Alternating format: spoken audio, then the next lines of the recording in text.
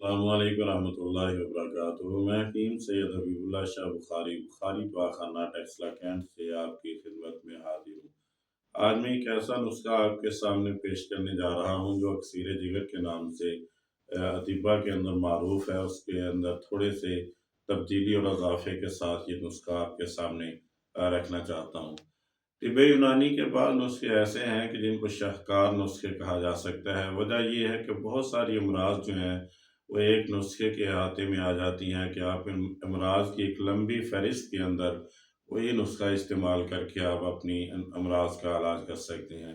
مثلا گرمی کی شدت ہو، گھبراہٹ ہوتی ہو، پسینہ کی زیادتی ہو یا پسینہ بدبودار ہو، گرمی دانے یا پھنسی پھوڑے وغیرہ نکلتے ہوں، بوجہ حرارت خون کی کمی ہو، شدت حرارت جگر ہو یا پیشاب کی کمی ہو، پیشاب کے اندر بدبو آتی ہو یا پیشاب کے اندر پیلا پن ہو، پیشاب کی نالی میں جلن ہوتی ہو یا پیشاب کی نالی کے اندر پس پڑ گئی ہو یعنی کہ پیپ خارج ہوتی ہو یا درد ہو، مرض سوزاک ہو، اسی طرح معدہ میں اگر گیس ہو، بھوک کی کمی ہو، درد سر بوجہ گرمی ہو، یرقان ہو، گرمی کا جریان ہو یا پھر گرمی کی وجہ سے احتلام کی زیادتی ہو، عورتوں کے اندر بوجہ گرمی اگر لیکوریا ہو اور اسی طرح درد گردہ رہتا ہو، پتھری گردہ اور مثانہ ہو، اور قے اور متلی بوجہ گرمی ہو یا خفقان بوجہ حرارت ہو یعنی کہ دل کی دھڑکن تیز ہو جاتی ہو۔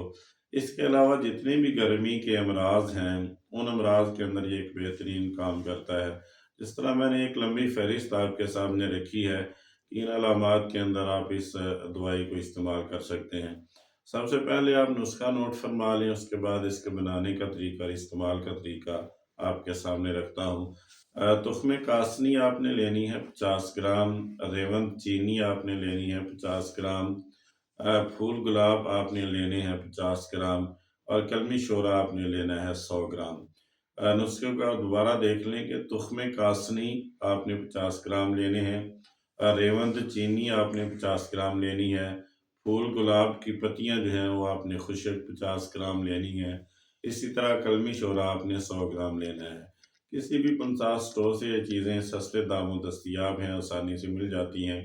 ان ادویات کو آپ نے باریک پاؤڈر کر کے صفوف بنا لینا ہے۔ صبح و شام قبل از غذا یعنی کھانے سے پہلے 1 سے 3 گرام آپ سادہ پانی کے ساتھ استعمال کریں۔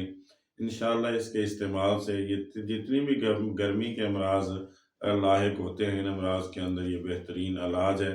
اس کو استعمال کر کے آپ ان امراض کا علاج کر سکتے ہیں۔